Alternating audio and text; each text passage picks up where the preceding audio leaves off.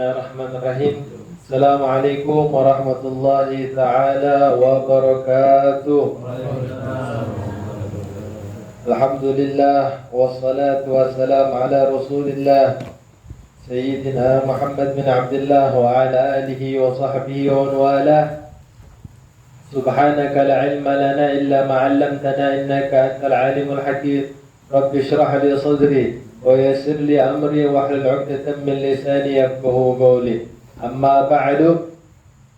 Yang sama-sama kami hormati Sahibul Bait Ibu Hajah Winarni beserta keluarga besarnya, mudah-mudahan Allah Subhanahu wa taala panjangkan umur beliau.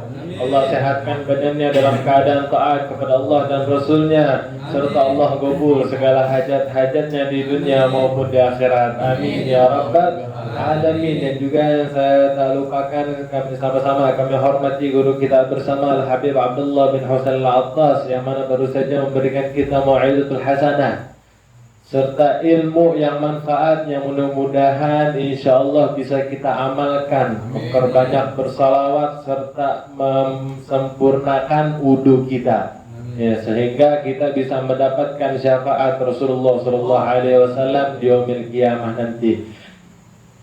Dan juga Al-Ustaz yang saya sama kami hormati, Al-Ustaz Nuruddin, yang mana insyaallah mudah-mudahan guru-guru kita semua Allah Subhanahu wa taala panjangkan umurnya, Allah sehatkan badannya, Allah lancarkan segala urusannya, serta Allah kabul segala hajat-hajatnya di dunia maupun di akhirat. Amin ya rabbal alamin. Alhamdulillah, kita bersyukur kepada Allah Subhanahu wa taala yang mana Allah telah memberikan kita kesempatan untuk hadir duduk bersama-sama bareng di majelis ilmu yang dimuliakan oleh Allah Subhanahu wa taala untuk meneruskan kajian kita di dalam kitab Arba'in Nawawi. Ini Arba'in Nawawi adalah hadis. Hadis ini adalah sabda Rasul sallallahu alaihi wasallam. Sabda itu bisa berbentuk daripada perkataan serta perilakunya Nabi sallallahu alaihi wasallam. Yang mana di pertemuan yang lalu kita telah membahas tentang niat. Ya. Niat udah kita bahas semuanya, ya. Dari mana kita niat, tempatnya di mana dan kapan kita niat. Kemudian kita masuk ke hadis yang kedua, yang dimana hadis ini akan membahas tentang apa?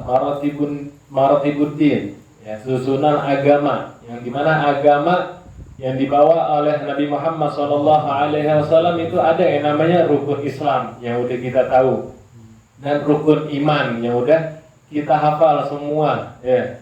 Tinggal kita apa? Tinggal kita yakinkan, tinggal kita baguskan lagi namanya Islam dan iman kita kepada Allah dan Rasulnya.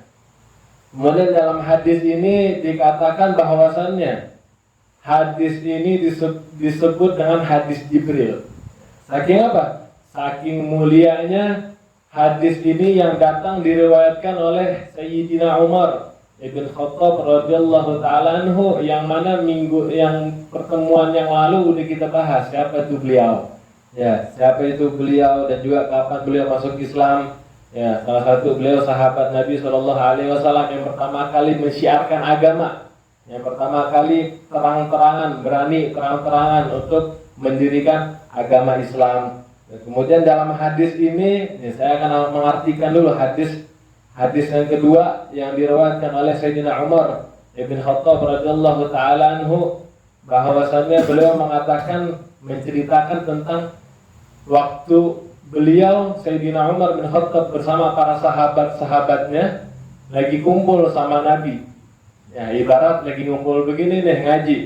Ya, lagi ngumpul begini sahabat bersama Rasulullah sallallahu alaihi wasallam, kemudian tiba-tiba ada satu orang datang ke tempat tersebut yang dimana sahabat sama Nabi sedang berkumpul. Datang tiba-tiba satu orang dari luar nih, datang ke dalam.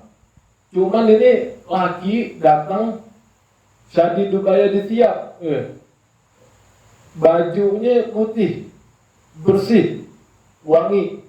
Kemudian apa? Syadidu sawadi sya'ar, rambutnya hitam, rapih, bagus. Kalau bahasa kita apa? Kelimis rambutnya. Iya. Ini kayak Ustadz Nuruddin, Masya Allah, rambutnya kelimis. Rapi, udah bajunya bagus, putih, rapi, bersih, wangi, ya. Rambutnya juga kelimis, rapi juga, hitam, ya. Gampang banget nih kalau kita gambarin, ya. Terus orang tersebut nggak kelihatan dia dari mana nih. Para sahabat juga nggak ada yang tahu ini siapa, nggak ada yang kenal.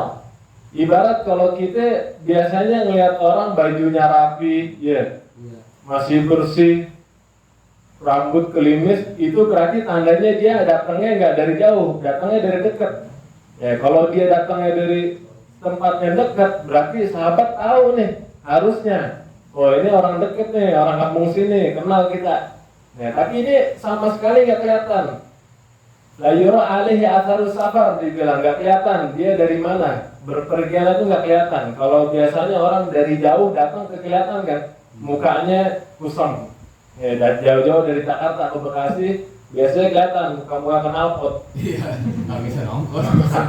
Muka udah di jalan ketemu apa namanya asot apa segala macam. Mukanya belum ketemu orang yang naik motor belok ke kiri sen ke kanan. Ibu itu. Iya, ini Ustaz yang dibutuhin bukan saya. Iya, belum ketemu orang yang selalu di jalan kelihatan mukanya kalau datang dari jauh. Iya. Begitu biasanya. Tapi ini enggak. Ini orang udah nggak dikenal, tiba-tiba datang, sahabat nggak ada yang tahu. Udah datang tiba-tiba langsung nyamperin Nabi, duduk di depan Nabi, saking dekatnya di sini dibilang lututnya dia nempel sama lututnya Nabi. Saking dekatnya bener-bener ditempel sama beliau. Lututnya Nabi itu ditempel. Udah gitu ditempel, tangannya ditaruh di pahanya Nabi begini. Udah ditempel, dipegang lagi itu Nabi itu sama orang. Kemudian apa? Ini orang, sahabat akhirnya heran, nih siapa ini orang nih? Gak ada yang kenal, tiba-tiba datang ke Nabi. Kalau kita ngelihat yang modelan kayak gitu, datang tiba-tiba ke Ustadz Nuruddin datang langsung gitu, kita bilang boleh adab nih orang, gak punya adab gimana? Apa lo sebut apa? Tapi sahabat saking husnuzonnya beliau diam, para sahabat diam, nggak ada yang berani ngutik. Akhirnya ini orang yang datang tiba-tiba ke Nabi nanya sama Nabi, ya Muhammad, akhbirni anil Islam, beritahulah aku tentang Islam. Apa itu Islam? Dijawab oleh Rasulullah SAW. Dibilang, al-Islamu an tashhadu an la ilaha illallah wa anna Muhammadar Rasulullah wa tuqimus shalah wa tu'tiyaz zakah wa tasum Ramadan wa tuhajjal baita in istata'ta ilaihi sabila. Ya, rukun Islam. Akhirnya Nabi jawab tuh pertanyaan soal apa, orang laki-laki yang datang tiba-tiba itu dijawab, ya, Islam itu adalah engkau bersaksi, meyakinkan, ya, bahwasannya tiada Tuhan selain Allah, dan juga kamu bersaksi bahwasannya Muhammad adalah utusan Allah. Kesaksian ini, ya, keyakinan ini adalah meyakinkan bahwasannya tiada yang pantas di muka bumi ini untuk disembah melainkan Allah Subhanahu wa ta'ala. Terus waqimus shalah, ya, engkau mendirikan salat dengan mencakupi daripada syarat dan arkanus shalah sehingga salat kita sah. Wa tu'tiyaz zakah, dan apa? Kamu membayar zakat. Membayar zakat. Wa tusum Ramadan, ya, menjalankan ibadah puasa di bulan Ramadan. Wa tuhajjul baita, ya, menunaikan ibadah haji jika mampu. Terus laki ini tadi yang nanya sama Nabi bilang apa? Sodakta, kamu benar. Oh, nambah heran lagi sahabat. Dia yang nanya, dia yang benerin juga. Iya. Dia yang nanya, dia yang benerin juga. Makin heran sahabat. Kemudian ini laki ini orang nih tanya lagi sama Nabi. Akhbirni anil iman, katanya. Beritahulah aku tentang iman. Apa itu iman? Jawab lagi sama Nabi sallallahu alaihi wasallam, "Antu'mina billah wa malaikatihi wa kutubihi wa rusulihi wal yawmil akhir wa tu'mina bil qadri khairihi wa syarrihi." Dibilang sama Nabi sallallahu alaihi wasallam, iman itu adalah engkau meyakini adanya Allah Subhanahu wa ta'ala. Juga engkau meyakini bahwasannya malaikat-malaikatnya Allah adalah hamba Allah, wa kutubihi, meyakini kitab Allah yang telah diturunkan kepada para nabi-nabi, wa rusulihi, dan juga engkau meyakini para rasul, ya, para rasul yang diutus oleh Allah Subhanahu wa taala, dan juga engkau meyakini hari kiamat, serta engkau meyakini takdir Allah yang telah ditentukan kepada setiap hamba, takdir yang baik maupun yang buruk. Dibilang lagi nih sama yang nanya, sedekah. Kamu benar. Makin heran lagi sahabat. Oh, ini dia nanya, dia yang benerin lagi. Ngomong lagi nih yang orang tadi nih, bilang sama Nabi lagi. Dibilang apa? Akhirnya anil ihsan. Udah rukun Islam, rukun iman, kemudian ihsan. Ya, dia minta kasih aku tahu apa itu ihsan. Bilang, apa itu ihsan ya Rasul? Dibilang sama Nabi, ihsan itu apa itu ihsan? Ihsan itu arti ikhlas. Bagaimana caranya ikhlas dalam beribadah? Apa kata Nabi? Anta abudallaha ka'annaka tara. Engkau beribadah kepada Allah, menyembah Allah seakan-akan engkau melihat Allah, menyaksikan Allah. Kita sholat, ya, kita sholat biar khusyuk gimana caranya? Biar ikhlas gimana caranya?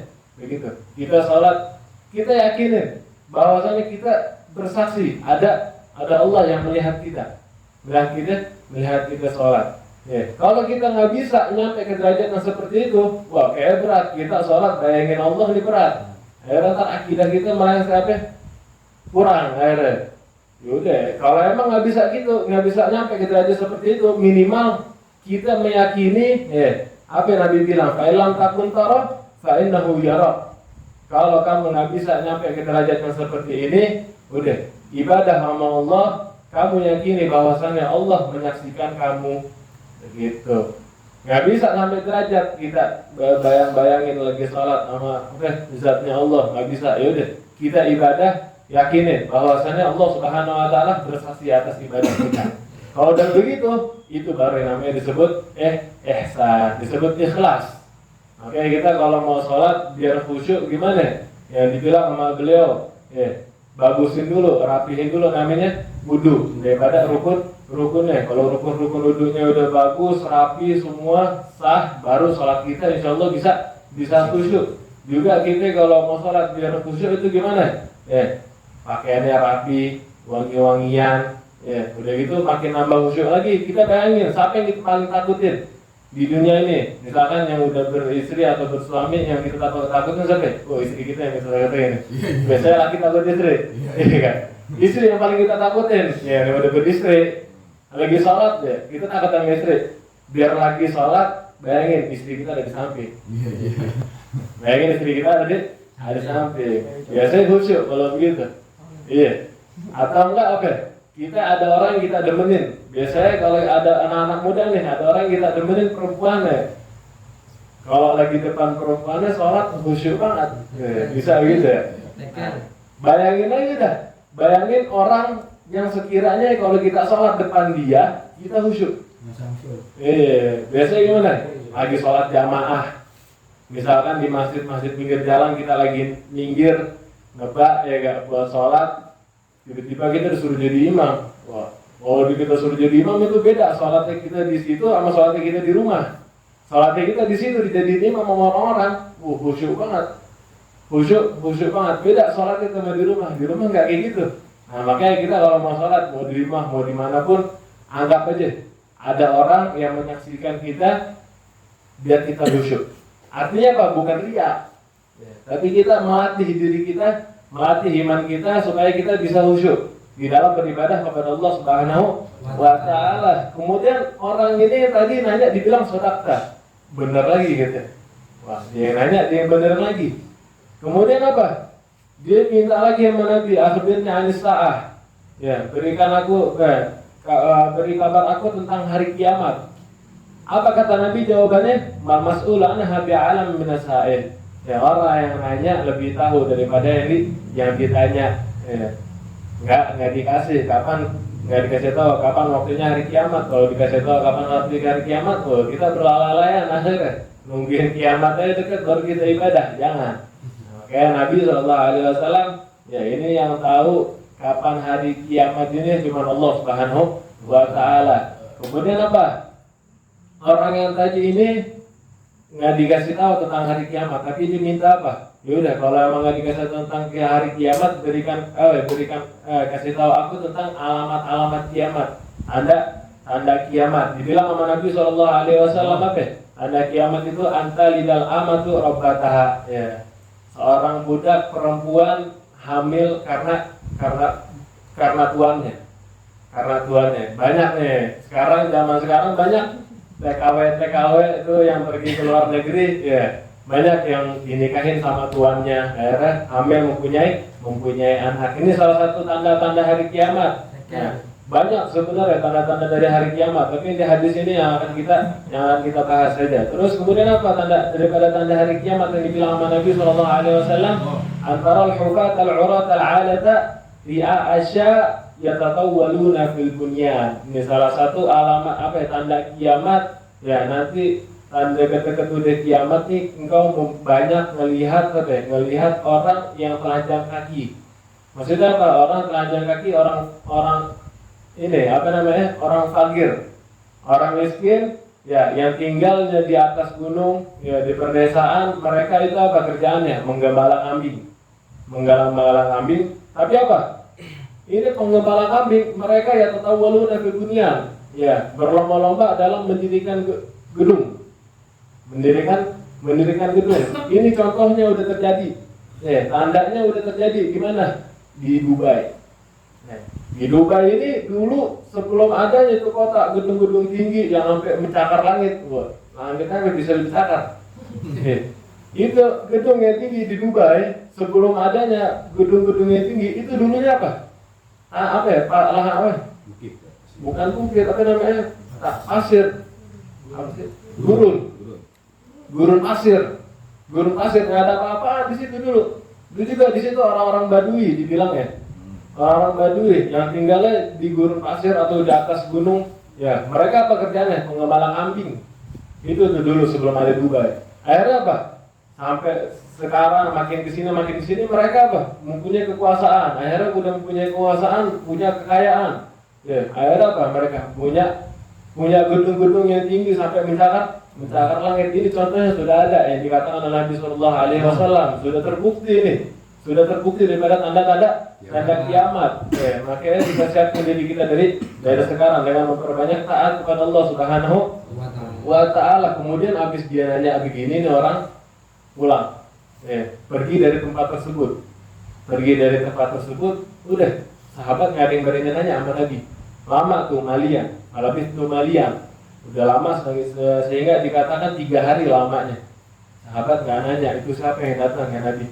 Akhirnya udah 3 hari yang lalu, Nabi SAW yang nanya ke Sayyidina Umar. Dibilang sama Nabi SAW, ya Umar, ada terima di Sa'id. Wahai Umar, apakah kamu tahu siapa itu yang nanya kemarin? Kamu tahu gak siapa itu yang nanya kemarin? Dibilang sama Sayyidina Umar, Allah wa Rasulullah a'lam. Allah dan engkau yang lebih mengetahui. Dibilang sama Nabi, fa innahu Jibril atakum yu'allimukum dinakum. Itu yang nanya kemarin malaikat Jibril. Ya, dia datang kepada kita, kepada kalian untuk mengajarkan agama kalian. Jadi pada saat waktu itu digambarkan oleh para ulama, para sahabat itu belum tahu yang namanya rukun Islam, belum tahu yang namanya rukun iman, belum tahu yang namanya ihsan. Nah, makanya hadis ini bisa kita ambil pelajarannya bahwasannya kita mengetahui dan kita meyakini bahwasannya Rasulullah SAW menerima wahyu dari Allah Subhanahu wa Ta'ala melalui malaikat Jibril. Apapun itu yang datang dari Allah Subhanahu wa Ta'ala diturunkan kepada Sayyidina Muhammad SAW melalui malaikat Jibril. Kemudian ajaran tersebut, ajaran dari Allah Subhanahu wa Ta'ala dikasih tahu kepada kita melalui apa? Melalui hadis. Kemudian dari hadis ada tuh yang namanya kitab fikih, kitab nahwu dan sebagainya untuk mempelajari kitab agama Islam. Kemudian juga yang kedua, pelajaran yang bisa kita ambil daripada hadis ini, ya bahwasannya kalau yang namanya mau ketemu sama ulama, ya mau bertemu dengan para kiai, guru-guru agama, ya ini malaikat Jibril ngajarin kita biar apa? Biar rapih pakaiannya. Ya. biar bersih, wangi. Jangan kalau mau ngaji, jangan kalau mau ketemu sama ulama, ya pakaiannya sembarangan. Nah, ini bisa kita ambil dari pelajaran tersebut. Ya, yang kedua apa? Yang kedua daripada malaikat Jibril menempelkan lututnya kepada lutut Nabi Muhammad SAW, ini memberikan kita pelajaran untuk apa? Untuk kita supaya apa? Sering-sering dekat sama ulama, sering-sering dekat sama guru-guru agama. Ya, Masya Allah, kita punya guru-guru. Alhamdulillah Abdullah bin Salatos, juga kita Ustaz Nuruddin, kita punya guru. Sering-sering dekat sama beliau. Ya, biar apa? Biar kita juga diajarin sama malaikat Jibril, kalau mau nanya juga jangan malu-malu untuk bertanya soal agama. Ya, juga diajarin untuk terus mendekat kepada ulama. Dimana kan dinyatakan oleh Rasulullah SAW, dibilang manzara aliman faka'anna mazarani. Man safaha aliman faka'anna masafahani. Man jalasa aliman faka'anna jalasani fid dunya. Wa man jalasani fid dunya ajlasduhu ma'i yaumil qiyamah. Dibilang barang siapa? Dibilang Rasulullah SAW, barang siapa yang suka ziarah kepada ulama, mendatangi ulama, maka seakan-akan dia mendatangi aku. Barang siapa yang bermusafahah, berjabat tangan dengan para ulama, guru-guru agama, sama dia seakan-akan berjabat tangan dengan aku, kata Rasulullah. Dan juga barang siapa yang sering duduk bareng bersama ulama, sering duduk bareng bersama guru-guru agama, maka seakan-akan dia duduk bersama aku di dunia. Barang siapa yang duduk bersama aku di dunia, kelak di yaumil qiyamah akan aku dudukan, kata Rasulullah SAW. Ya, mudah-mudahan kita sering ngaji begini, ya sering ngumpul, sering bertemu dengan guru-guru kita, Abdullah juga Ustaz Nuruddin. Ya, mudah-mudahan Allah Subhanahu Wa Taala kumpulkan kita bersama Nabi Muhammad SAW kelak di yaumil qiyamah. Terus juga yang ketiga, yang bisa kita ambil dari pelajaran hadis tersebut, bahwasannya ya tadi takdir. Yang namanya takdir sudah ditentukan oleh Allah Subhanahu wa Ta'ala, baik atau buruknya. Ya, jadi semua perkara itu kita serahin kepada Allah Subhanahu wa Ta'ala. Mungkin sampai sini aja kajian kita Arba'in Nawawi. Kurang lebihnya mohon maaf, dan insyaallah kita akan lanjutkan di pertemuan yang akan datang. Wallahu a'lam bishawab. Subhanakallahumma wa bihamdika, salam wa akhiru da'wana alhamdulillahi rabbil alamin.